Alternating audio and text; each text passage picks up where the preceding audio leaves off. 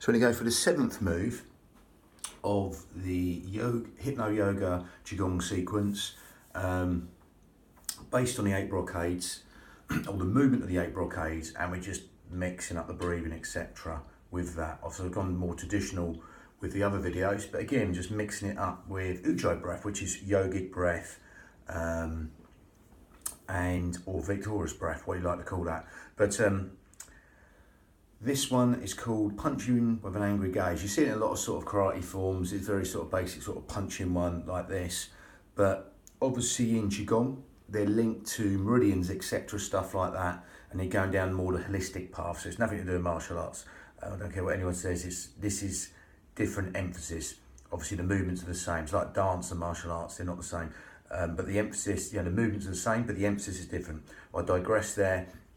Let's get that out of the way. But anyway, so I'm going to get the breathing before we start. So hypno, meaning we're going to elongate the out breath longer than the in breath. That's the main hypnotheric, I don't know if that's a word, but hypnotic purposes on the body, or hypnotic sort of benefits to the body. When you're breathing through the nose, that's generally conscious thought. When you exhale, that's subconscious thought. So by elongating that out breath longer than the in breath, we're just encouraging sleep, digestion, rest, and relaxation to all be benefited by elongating the out breath longer than the in breath. Again, so let's just go and demonstrate that. So we're going to go with like the traditional breathing into the diaphragm, or whatever you like to call that. I'll call it the belly button, whatever you like to call it. Again, like a balloon. So we're filling up here, and again, you're not tucking in like that, but I'm just showing you the motion. Again, so you'll fill up this like a balloon, and then you'll let it decrease naturally. I'm just overemphasizing that. That's generally, in the traditional forms, breathing into the diaphragm. There's lots of different ways, filling up for the dantian, etc., stuff like that. But we're not going to go in deep into that with this specific one. So we start with that. You're just going to breathe in through the nose. And at the moment, we're going to exhale through pursed lips, just to start off with. And as you breathe in through the nose, you're going to fill up the diaphragm or the belly like a balloon, and exhale, let go. And feel that natural increase and decrease. I'm overemphasizing here, you don't have to force anything. That'll naturally happen. You'll feel that gentle rise and fall, the diaphragm, being filled up and then unfilled up, okay? So as you breathe in through the nose and then exhale through pursed lips, that's fine, okay? But we're going to change the breathing with this one. I'm going to make it more yogic. So again, there's lots of different yogic breaths. We're going to go specifically on ujjayi breath.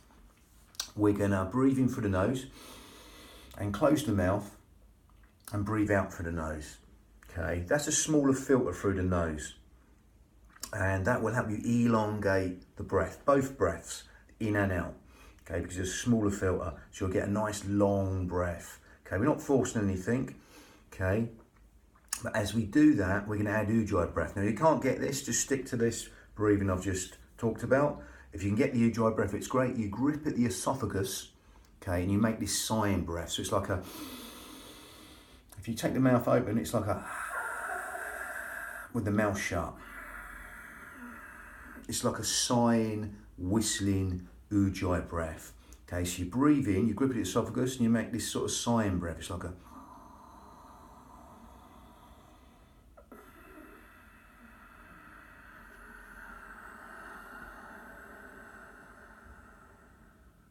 come nearer so you can hear the breath. It's a,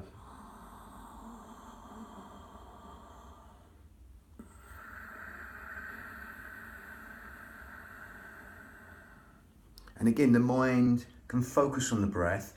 By gripping the esophagus, the mind will hear a sound, it will focus on that, give the mind something to focus on, okay?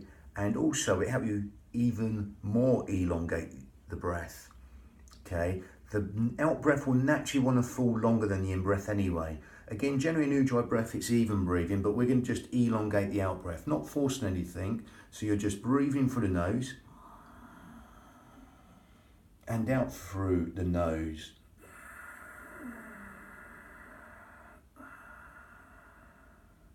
And as you can hear there, the out breath will naturally want to elongate. So just let it do that. Make the out breath longer than the in breath. It can be a little bit more, a lot more, as long as you're not forcing anything. You can quadruple it, double it, triple it the out breath, make it longer than the in breath. So with that ujjayi breath, that grip in the esophagus, that helps stimulate the thymus gland, which helps with, the thyroid gland. I always say that, thymus gland there, thyroid gland, again, that helps with weight control, etc., stuff like that.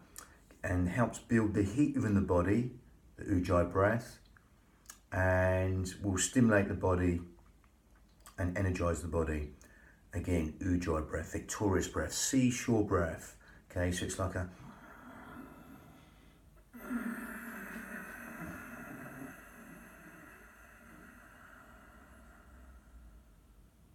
again, what you're not doing is breathing up into the shoulders. I found myself doing it there actually, so I have to keep the shoulders down. But again, just keep the shoulders down, breathe in through the nose, fill up the belly button like a balloon, and exhale. And that natural exhale will want to fall longer than the inhale. And that will bring in them hypnotic responses. The out breath is subconscious thought. Okay, helps stimulate the parasympathetic nervous system, which helps with sleep, digestion, rest, all the things you don't think about, the housekeeping energies of the body are all benefited by elongating the out breath longer than the in breath. Obviously, ujjayi breath, they grip on the esophagus, etc., with all the things I just said about.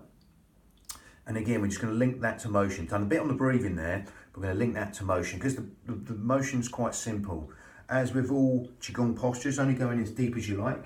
But again, it's a nice simple motion. It's just here, it's horse riding stance, bit more than a squat stance, okay, wider, not Charlie Chaplin, they're slightly out of V, I sort of call it a sumo stance slightly. Again, if you want to start high, feel free, supinate the hands here, and you're just going to exhale. Elongate the out breath, elongate that motion, breathing a little bit quicker on the in breath, just match the movements to the breath you've just been doing, so it's a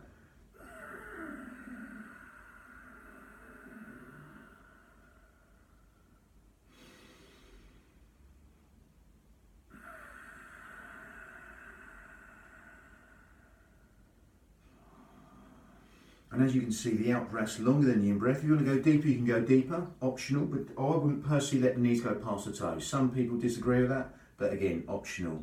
Again, any problems with the knees, I'd start higher, then lower. Okay, but see what suits you. The body wisdom will tell you that from feedback. So if you don't want to come down, you just exhale out, breathing, come up. Push up for the heels, these are organic, they're coming up from the ground. Shoulders over hips, head over shoulders. You're exhaling long.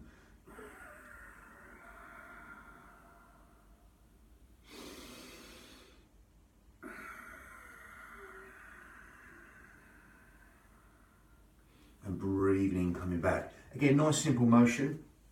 The next one, shake the back 7 times to eliminate the 100 illnesses. Again, that's the 8th or the last of the brocades, but last of this form.